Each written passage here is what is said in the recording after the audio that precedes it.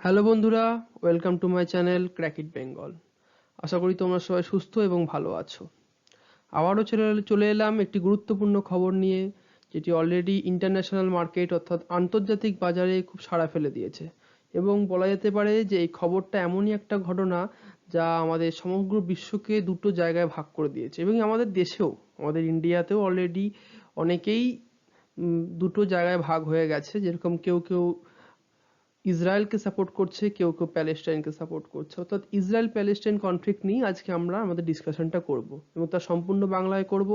শুরু করার আগে আবারও বলছি, যদি আমার ভিডিও ভালো লেগে থাকে তাহলে তোমরা প্লিজ লাইক করো, বন্ধুদের সঙ্গে শেয়ার করো এবং সাবস্ক্রাইব করো আমার চ্যানেলে। এবং সাবস্ক্রাইব করার সাথে সাথে বেল আইকনটাও টিপে দাও, যাতে আমি যখনই ভিডিও আপলোড করি তোমাদের কাছে নোটিফিকেশন এসে পৌঁছে যায়। ওকে, চলো এবার ভিডিওতে শুরু করা যাক।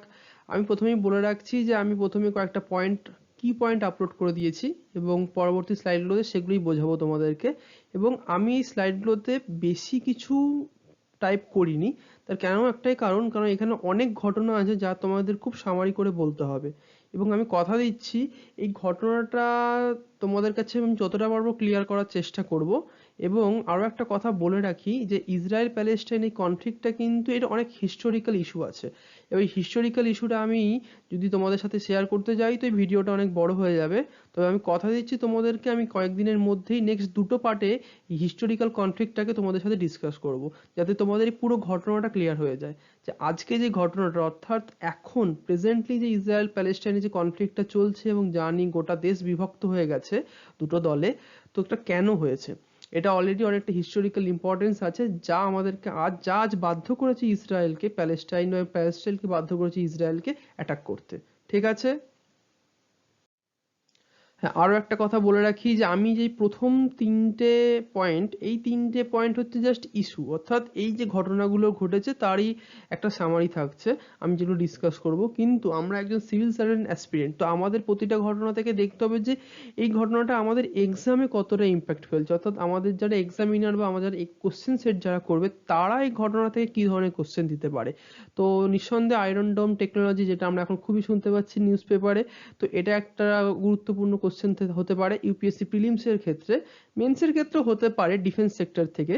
আর সবচেয়ে বেশি গুরুত্বপূর্ণ সেটা হচ্ছে USA stance and India stance, এই দুটো আমাদের কাছে খুব গুরুত্বপূর্ণ। এবং ইন্টারন্যাশনাল রিলেশন টপিকে এই দুটোর ওপর থেকে যদি কোশ্চেন, এই টপিকের উপর যদি কোশ্চেন আসে তো এই দুটো জায়গা খুব বড় ইম্পর্টেন্ট জায়গা রাখবে। তো আমাদের এইটার ওপর নজর দেওয়াটা খুবই দরকার। তো প্রথমেই বলে রাখি, এই যে ম্যাপটা আমরা দেখছি, এই ম্যাপটা আমরা দেখলেই বুঝতে পারবো, এখানে আমি অনেকটা চেষ্টা করেছি ক্লিয়ার করার তোমাদের কাছে। এই গ্রিন কালারটা হচ্ছে প্যালেস্টাইনের জায়গা, অর্থাৎ 1947 সালে 1947-এ প্যালেস্টাইনে প্রথম জিউসরা আসে। তোমার যত দ্বিতীয় বিশ্বযুদ্ধ শেষ হয়ে গেছে, সেকেন্ড ওয়ার্ল্ড ওয়ার কমপ্লিট হয়ে যাওয়ার পরে জিউসরা প্যালেস্টাইনে আসে, এবং আস্তে আস্তে করে যদি আমরা দেখতে থাকি যে সাদা এরিয়াটা হচ্ছে ইসরায়েলের জায়গা, এবং এটা হচ্ছে গ্রিন এরিয়াটা হচ্ছে প্যালেস্টাইনের জায়গা। যদি প্রতিটা ম্যাপ আমরা দেখতে থাকি তাহলেই বুঝতে পারবো যে আস্তে আস্তে করে যতটা দিন এগিয়েছে, অর্থাৎ প্যালেস্টাইন কিন্তু নিজেদের এরিয়া লস করেছে এবং ইসরায়েল নিজেদের এরিয়া গেইন করেছে। এবং যদি দেখতে পাই রিসেন্ট সিচুয়েশন দেখলে তো আরো বুঝতে পারবো প্রেজেন্ট সিচুয়েশনে ইসরায়েলের ল্যান্ড এরিয়া কভার কতটা রয়েছে এবং প্যালেস্টাইনের কতটা রয়েছে। তো এবারে বলতে হবে যে এই সিচুয়েশনটা, তাই তো, কেন এই সিচুয়েশনটা স্টার্ট হলো। আর এই ছবিটা তোমরা বুঝতেই পারছো দেখলে, যে গাজাতে যে বোম্বিংটা হয়েছে তারপরে, অর্থাৎ এই যে এয়ার স্ট্রাইকটা যেটা ইসরায়েল করেছিল, এয়ার স্ট্রাইক করার পরে যে একটা ফটো মিডিয়াতে আপলোড করা হয়েছিল, আমি সেখান থেকে এই ফটোটা তোমাদের এখানে শেয়ার করেছি।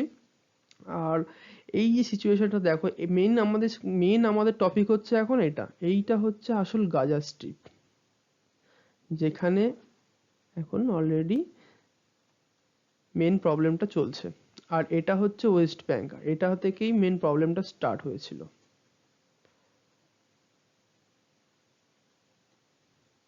ঠিক আছে। তো আমি পয়েন্টের মধ্যে ঢুকছি আবার। তো ইসরায়েল এবং প্যালেস্টাইন এই যে হিস্টোরিক্যাল ইম্পর্টেন্সের কথা আমি বললাম, তো এদের মধ্যে সবচেয়ে বেশি ইম্পর্টেন্স পায় সেটা হচ্ছে জেরুজালেম। অর্থাৎ জেরুজালেম হচ্ছে হিস্টোরিক্যাল ইম্পর্টেন্সের মধ্যে সবচেয়ে গুরুত্বপূর্ণ জায়গা। এবং জেরুজালেমের একটা সবচেয়ে বড় ইম্পর্টেন্ট ফ্যাক্টর হচ্ছে এটা তিনটে কমিউনিটি অর্থাৎ জিউস, মুসলিম অ্যান্ড খ্রিস্টানদের হোলি প্লেসেস। এবং এক্ষেত্রে যে আল আকসা মক্স যেটা আমি তোমাদের দেখাচ্ছি এখানে, এই আল আকসা মক্সটা হচ্ছে এই মুহূর্তে রিসেন্ট নিউজে আছে এবং এখান থেকেই টোটাল কনফ্লিক্টটা স্টার্ট হয়েছে, ঠিক আছে। এবং কনফ্লিক্টের পিছনে আমি হালকা দুটো ব্যাকগ্রাউন্ড তোমাদের বলে রাখি। এই আমি প্রথমেই মেনশন করেছিলাম ওয়েস্ট ব্যাংক এবং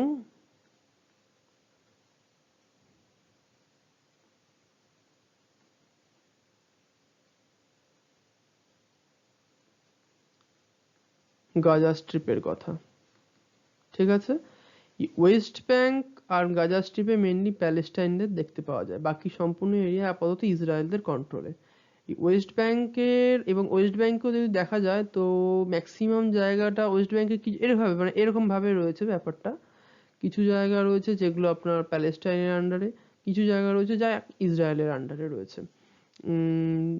আর গাজা স্ট্রিপটা সম্পূর্ণভাবে প্যালেস্টাইনদের আন্ডারে রয়েছে, যেখানে কোনো ইসরায়েলি বাস করে না। কিন্তু গাজা স্ট্রিপে যেটা প্রবলেম সেটা হলো ওখানে একটা মিলিটেন্ট আউটফিট হামাস কন্ট্রোল করে। এটা সম্পূর্ণভাবে মেডিটেরিয়ান সির একটা পাশে রয়েছে, একদম একদম একটা কোণা করে যদি দেখা যায়। এই যদি আমরা তোমার ম্যাপটা খেয়াল করি তো এইখানে হচ্ছে গাজা স্ট্রিপটা রয়েছে, গাজা স্ট্রিপটা এখানে রয়েছে এবং এখানে হচ্ছে মেডিটেরিয়ান সি। আর ওয়েস্ট ব্যাংকটা রয়েছে এই সাইডটা করে, ঠিক আছে। এবং ওয়েস্ট ব্যাংকের অনেকগুলো জায়গায় বললাম আমরা ইসরায়েল দখল করে রেখেছে, ইসরায়েল কন্ট্রোল করছে এবং এটা হচ্ছে ইসরায়েল আর প্যালেস্টাইন দুজনে মিলে এই ওয়েস্ট ব্যাংকটাকে কন্ট্রোল করে। আর এই গাজা স্ট্রিপটা টোটালি কনসলিডেটেড এবং সেখানে সম্পূর্ণভাবে প্যালেস্টাইনটা থাকছে। এবার কথা হলো ঘটনার শুরুয়াত হয়েছে ওয়েস্ট ব্যাংকে, কিন্তু ইসরায়েল বোম্বিং কেন করছে গাজা স্ট্রিপে, এই কোশ্চেনটা অনেকের মনে এসেছে, আমারও মনে এসেছিল। তো যদি আমরা নিউজটা দেখি ভালো করে এটা বোঝা যাচ্ছে যে কেন হয়েছে, আমি তোমাদের সাথে বলছি। ঘটনার শুরুয়াত হয়েছে ওয়েস্ট ব্যাংকে। ওয়েস্ট ব্যাংকে প্রথমে ছিল প্যালেস্টাইনদের কন্ট্রোল।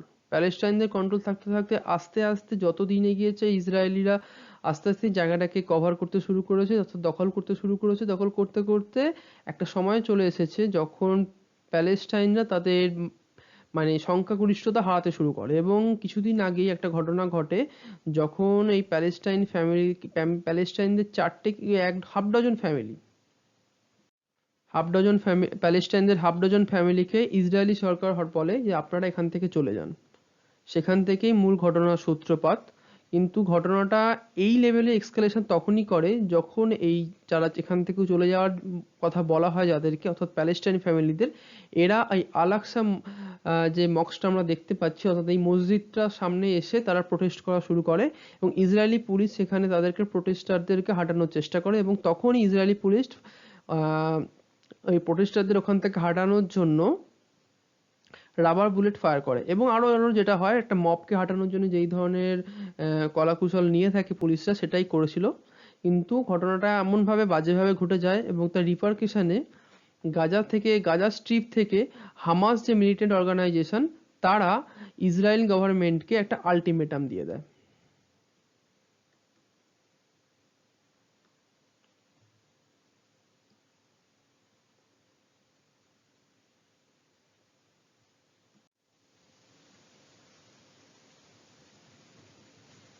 এবং বলে যে আপনাদের কিছুক্ষণ টাইম দেওয়া হচ্ছে, হামাস নিজে থেকেই বলে যে কিছুক্ষণ টাইম দেওয়া হচ্ছে, আপনারা ইমিডিয়েটলি যে মসজিদের আশেপাশে যে ইসরায়েলি পুলিশরা আছে তারা যেন চলে যায় এবং প্রোটেস্টারদেরকে ছেড়ে দেওয়া হয়। কিন্তু ইসরায়েল সেই কথা শোনেনি এবং সন্ধেবেলার মধ্যেই হামাস তার গাজা স্ট্রিপ থেকে বোম্বিং করা চালু করে, অর্থাৎ প্রথম রকেট লঞ্চিং করা চালু করে। রকেট লঞ্চারের মাধ্যমে বিভিন্ন রকেট ফাটানো শুরু করে। ইসরায়েলি শহরের বুকে সেটা পড়া শুরু করছিল। তো কিন্তু আমরা সবাই জানি যে ইসরায়েলের কাছে রয়েছে আয়রন ডোম টেকনোলজি।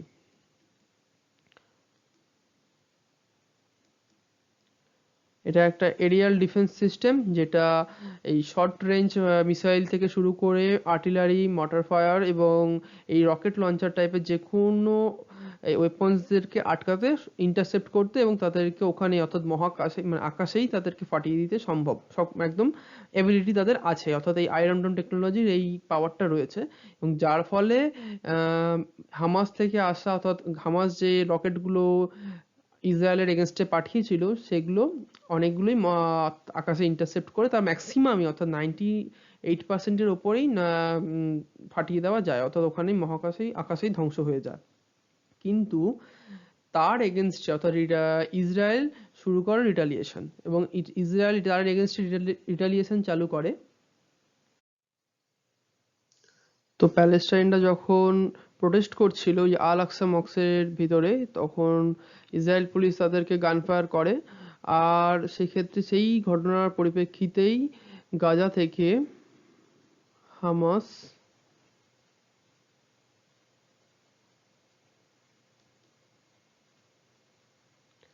ইসরায়েল গভর্নমেন্টকে একটা আলটিমেটাম দেয় এবং বলে যেন ইমিডিয়েটলি ওখান থেকে ক্লিয়ার করে দেওয়া জায়গাটা এবং মস্ক থেকে যেন সরে যায়। কিন্তু ইসরায়েল যখন সেই ব্যাপারটা শোনেনি, ঠিক সন্ধ্যের সময় ইভিনিংয়ে প্যালেস্টাইনের অর্থাৎ গাজা স্ট্রিপ থেকে প্রচুর পরিমাণে রকেট, প্রায় 1000-এর ওপরে রকেট ইসরায়েলের ওপরে ছাড়া হয়।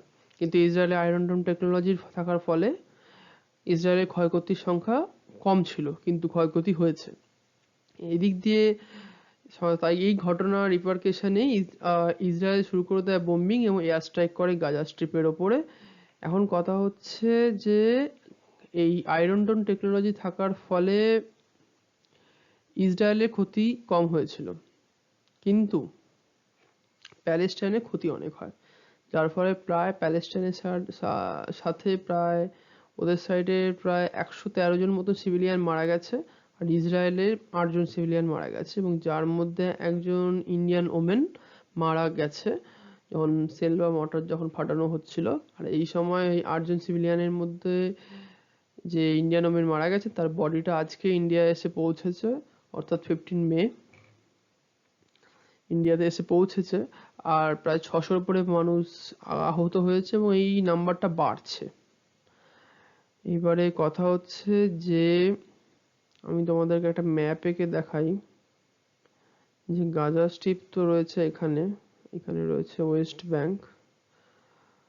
তো এর সাথে সাথে এর একটা ইন্টারন্যাশনাল ভ্যালু রয়েছে। আমি কেন লেবানন আর সিরিয়ার নামটা এখানে আপলোড করলাম তার একটা কারণ রয়েছে। এখানে মেডিটেরিয়ান সি রয়েছে আর লেবাননটা রয়েছে ঠিক এখানে, সিরিয়া রয়েছে এখানে, ইজিপ্ট রয়েছে এখানে, আর জর্ডান রয়েছে এখানে। এর একটা হিস্টোরিক্যাল রিজন আছে। 1967-এ একটা 6 days ওয়ার হয়েছিল ইসরায়েলের সাথে Egypt, Syria, Jordan, Iraq, Lebanon, দেখতেই পাচ্ছি মিডল ইস্টের অর্থাৎ ওয়েস্ট এশিয়ার প্রায় ম্যাক্সিমাম আরব কান্ট্রির সাথে ইসরায়েল একা লড়েছিল। ক্ষতিগ্রস্ত ইসরায়েলও হয়েছিল, কিন্তু Egypt, Syria, Jordan, Iraq, Lebanon এর ভালোই ক্ষতিগ্রস্ত হয়েছিল। তার একমাত্র কারণ ইসরায়েলের হাই পাওয়ার ডিফেন্স টেকনোলজি এবং মিলিটারি টেকনোলজি, যার সাথে ইজিপ্ট অনেকটা ক্ষতিগ্রস্ত হয়, যার ফলে এখনো অবধি ইজিপ্ট চুপ আছে, কিছু বলেনি, এবং জর্ডানও চুপ আছে। কিন্তু সিরিয়া এবং লেবানন থেকে যে লেবাননের একটি মিলিটেন্ট অর্গানাইজেশন হচ্ছে হেজবোল্লাহ, যার সাথে হামাসের সম্পর্ক খুব ভালো, এবং সিরিয়া, এরা ক্রমাগত হামাসের সাথে কানেকশনে রয়েছে। এবং অনেকেই মনে করছে এই আজকে সকালবেলায় ইসরায়েলি ডিফেন্স সিস্টেম থেকে অর্থাৎ ইসরায়েল থেকে যে মেল করে টুইটারে জানানো হয়েছে যে হেজবোল্লাহ বা লেবানন থেকে রকেট লঞ্চিং করা হয়েছে এবং রকেট ছাড়া হয়েছে ইসরায়েলের এগেনস্টে, এবং সিরিয়াও বলেছে তারা ইমিডিয়েটলি কিছু একটা জবাব দেবে এই ঘটনার প্রতিবাদে। তো এটা কেন হচ্ছে? অর্থাৎ অনেকে মনে করছে যে অর্থাৎ নর্দার্ন সেক্টরে ইসরায়েল ইসরায়েলকে নর্দার্ন সেক্টরে বিজি রাখার জন্য এই লেবানন থেকে হেজবোল্লাহ এবং সিরিয়া চেষ্টা করছে, যার ফলে অর্থাৎ এখন যে ইসরায়েল যে টোটাল অ্যাটেনশনটা দিচ্ছে গাজা স্ট্রিপে হামাসকে কন্ট্রোল করার জন্য, তো সেই জায়গাটা কমে যাবে। এবং সেই টাইমটাতে গাজাতে হামাস তার নিজের পাওয়ারকে রেস্টোর করতে সময় পাবে। শুধুমাত্র এই কারণের জন্য লেবানন সিরিয়া এই দুজনে হয়তো এই বিজি রাখার চেষ্টা করছে ইসরায়েলকে, এটা অনেকেই মনে করছে। আর যেটা তোমাদেরকে বলার, এই সম্পূর্ণ কনফ্লিক্টটা, এই যে 6 days ওয়ারটা হয়েছিল, এটা ম্যাক্সিমাম এই রিলিজিয়ান টাইপের কনফ্লিক্ট ছিল, যেখানে অনেকেই, এবং এছাড়া ইসরায়েলের কিছু এক্সপানশন পাওয়ার যেটা রয়েছে, যেটা ওই এটাও একটা রিজন ছিল, যেখানে ইজিপ্টের প্রায় সিনাই পেনিনসুলাকে দখল করে নেয় ইসরায়েল, পরে অবশ্য ছেড়েও দেয়। এবং সিরিয়ার সাথেও একটা অলরেডি প্রবলেম চলছে, সেটা হচ্ছে গোলান হাইটস নিয়ে, যেটা নিয়ে কিছুদিন আগেও ঝামেলা হয়েছিল। গোলান হাইটস নিয়ে, এটাও খুব একটা ইম্পর্টেন্ট নাম, এগুলো মনে রাখো, সিনাই পেনিনসুলা, গোলান হাইটস, এই দুটো আছে। এছাড়াও আপাতত ইরাক এখন হয়তো চুপ থাকবে, কারণ ইরাক অলরেডি ইউএস এর সাহায্য নিয়ে চলে, তো ইরাক এখন হয়তো কিছু বলেনি এই 6 days ওয়ারের পরে। কিন্তু ইরান একটা বহুত বড় ফ্যাক্টর যেটা ম্যাটার করবে হয়তো, কিন্তু তারা এখন অফিসিয়াল কিছু স্টেটমেন্ট দেয়নি, বাট দিলে একটা ফ্যাক্টর থাকবে যেটা ম্যাটার করবে। ওকে। আর যেটা বলার সেটা হচ্ছে, আমরা দেখে নিচ্ছি অ্যান্টি মিসাইল টেকনোলজি, যেটা আয়রন ডোম টেকনোলজি রয়েছে। এই আয়রন ডোম টেকনোলজিটা যে কোনো রকেট, তারপরে ইউএভি, আনম্যান্ড এরিয়াল ভেহিকেল থেকে শুরু করে লাইট এয়ারক্রাফট,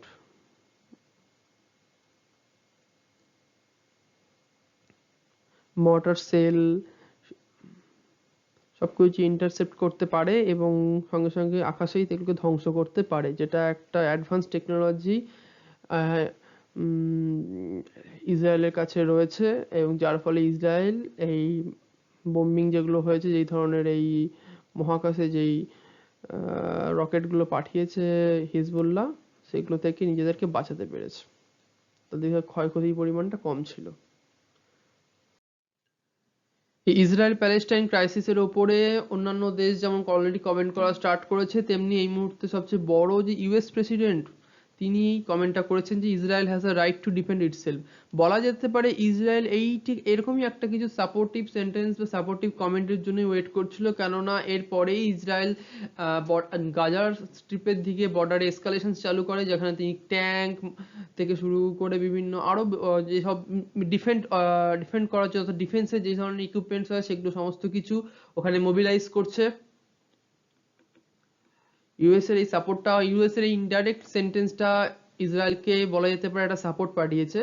কিন্তু ইউএস এর যেটা মনে হয়, ইউএস এর হয়তো একটা ব্যালেন্স কমেন্ট করা উচিত ছিল, কেননা ইউএস একটা হেজিমনিক্যাল পাওয়ার, হেজিমনিক্যাল মানে হচ্ছে আধিপত্য বিস্তার করে যারা। তো বন্ধুরা, আমাদের ইন্টারন্যাশনাল রিলেশনে এই ধরনের কিছু ওয়ার্ডগুলোকে মাথায় রাখতে হবে যখন আমরা অ্যান্সার রাইটিং করবো, বিশেষ করে ইউপিএসসির অ্যান্সার রাইটিং এর ক্ষেত্রে। হেজিমনিক্যাল ওয়ার্ড এগুলো বারবার আমাদের উঠে আসবে, মোবিলাইজ করছে এই হেজিমনি। ইউএস যেখানে একটা হেজিমনি রয়েছে অলরেডি ওয়েস্টার্ন সেক্টর, অর্থাৎ আমাদের ওয়েস্ট এশিয়ার ক্ষেত্রে, সেই জায়গা থেকে দাঁড়িয়ে এই সেন্টেন্সটা নিঃসন্দেহে ইসরায়েলকে একটা সাপোর্ট দেয়। কিন্তু এই দিক তার দিক অন্য দিক থেকে প্যালেস্টাইনের যে 113 জন মানুষ মারা গেছে, এই নাম্বারটাও কিন্তু ইনক্রিজিং হবে। এই জায়গা থেকে ইউএসএ হয়তো ইউএসএ এর কমেন্টের মধ্যে একটা ব্যালেন্স দরকার ছিল, যাতে যাতে করে হ্যাঁ ইসরায়েল ডিফেন্ড করার নিঃসন্দেহে রাইট আছে, কিন্তু তার সাথে সাথে ইসরায়েলের ডিফেন্ড করার ক্ষেত্রে এমন কিছু ডিফেন্ড করার ক্ষেত্রে তিনি করা উচিত না যাতে 130 জন সিভিলিয়ানের প্রাণ যায় এবং হিউম্যান রাইটস ভায়োলেশন হয় এবং সবচেয়ে বড় কথা হলোকাস্ট হয়। হলোকাস্ট মানে হচ্ছে গণহত্যার কথা। তো এরকম জায়গা যেন না আসে, এমন কোনো ওয়ার ক্রাইম করা উচিত না যে ডিফেন্ড করার স্বার্থে যেটা একটা বড় মাত্রায় পৌঁছে যায়। তো এই একটা জায়গা, কেননা এই ইউএস এর মতন একটা পাওয়ারফুল জায়গা যেটা আমাদের ওয়ার্ল্ড পলিটিক্সে একটা বহুত বড় মেজর ইম্পর্টেন্ট রোল প্লে করে, তো তাদের সবসময় একটা ব্যালেন্স ক্রিটিসিজম করা দরকার। কারণ আমি আবারও বলছি যে স্পাইডারম্যান মুভিতে কিন্তু বলেছিল great power comes with great responsibility. তো ইউএস এর কাছে এটা একটা, ইউএস সেই তুলনায় একটা গ্রেট পাওয়ার, যার অন্ততপক্ষে একটা ব্যালেন্স ক্রিটিসিজম অনেকটা ম্যাটার করে। হয়তো এই একটা তার ব্যালেন্স একটা ক্রিটিসিজম থাকলে অনেকটা এই যে কনফ্লিক্টটা এখন অ্যারাইজ করেছে সেটা অনেকটা আটকানো যেত। তো আসি এবারে মেন পয়েন্ট, যেটা আমাদের আইআর এর জন্য ইম্পর্টেন্ট, অর্থাৎ আমাদের সিভিল সার্ভিস এক্সামে সবচেয়ে বেশি ইম্পর্টেন্ট হবে ইন্ডিয়ান স্ট্যান্স কি হবে। ইন্ডিয়াতে আমরা অলরেডি দেখতে পাচ্ছি সবাই অনেকে দুটো দলে বিভক্ত হয়ে গেছে, কেউ বলছে সাপোর্ট প্যালেস্টাইনকে, কেউ সাপোর্ট করছে ইসরায়েলকে। ইন্ডিয়ার সাপোর্ট কি হবে আমরা এটা জানা খুব দরকার।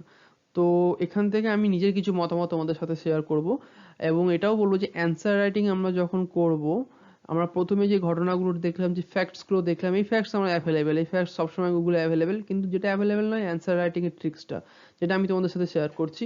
যখন এই ধরনের কোনো কোশ্চেন আসবে, যেটা কোনো কনফ্লিক্ট রিলেটেড কোশ্চেন থাকবে অর্থাৎ আইআর এর উপরে, তো আমাদের কিছু কিছু জিনিস জানতে হবে, কিছু কিছু গুরুত্বপূর্ণ শব্দ আমাদের শিখতে হবে, অর্থাৎ কিছু কিছু ওয়ার্ড আমাদের জানতে হবে। প্রথমেই ঘটনাটার একটা হালকা ব্রিফ, একদম সামান্য কিছু লাইনের মধ্যে সেই ঘটনাটার একটা ব্রিফ দিতে হবে, ব্রিফ আর সামারি। এবং ব্রিফের সাথে সাথে একটা হিস্টোরিক্যাল যদি কোনো কানেকশন থাকে সেটাও দিতে হবে, একদম সামান্য কয়েকটা লাইনের মধ্যে। তারপর দিতে হবে ব্রিফ বা সামারি। তারপরে যেটা হয়ে গেল, এইবারে দিতে হবে এর একটা criticism, criticism on government decisions.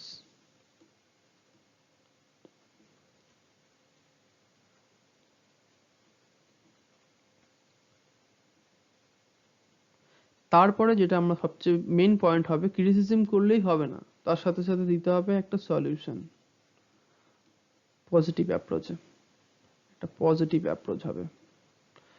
আর সবচেয়ে তারপরে খুঁজে বার করতে হবে এমন সলিউশন রাখতে হবে, সলিউশনের সাথে একটা ইন্টিগ্রেটেড লিখতে হবে আমাদের ইন্ডিয়া, অর্থাৎ ইন্ডিয়া কিভাবে রিলেটেড এর সাথে।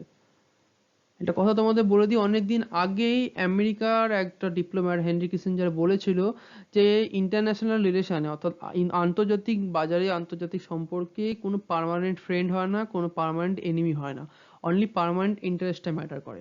তো অনেকেই বলছে অনেকেই বলছে ইন্ডিয়া ইসরায়েল খুব কাছাকাছি বন্ধু, তারা খুব ক্লোজ ফ্রেন্ড, তো ইন্ডিয়ার উচিত সবসময় ইসরায়েলকে সাপোর্ট করা।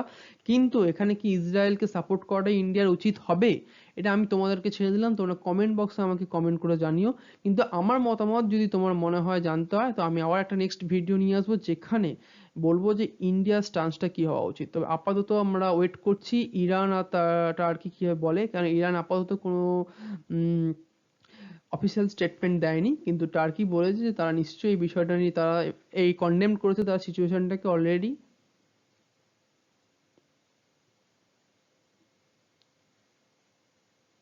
তারা কন্ডেম করেছে, কিন্তু অফিসিয়াল স্টেটমেন্ট এখনো দেয়নি, yet to be declared।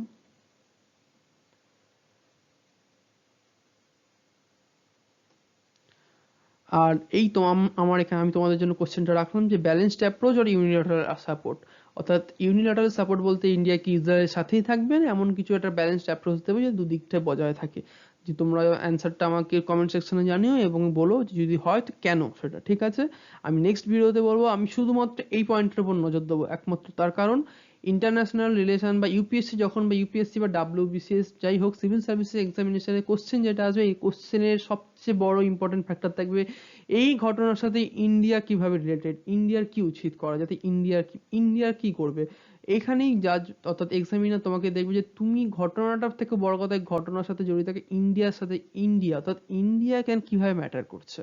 তাই আমি নেক্সট ভিডিওতে শুধুমাত্র এর উপরে আনবো যে what should be India stand. তারপরে আমি ডিসকাস করবো যে ব্যালেন্সড অ্যাপ্রোচ আর ইউনিল্যাটারাল সাপোর্ট। ওকে, তখন যদি ইরান কোনো স্টেটমেন্ট দিয়ে থাকে বা তার কি যদি কোনো পয়েন্ট অফ ভিউ তাদের বাড়ায়, তখন আমি সেটা আপডেট করে দেবো। ওকে বন্ধুরা, আবার দেখা হবে পরের ভিডিওতে। সবাই ভালো থাকো, সুস্থ থাকো, থ্যাংক ইউ। অ্যান্ড আবার বলছি, study hard and break your limit, and please do like, share and subscribe my channel, and share this video with your friends to boost your preparation and your friends preparation. Okay, thank you very much. দেখা হচ্ছে পরের ভিডিওতে।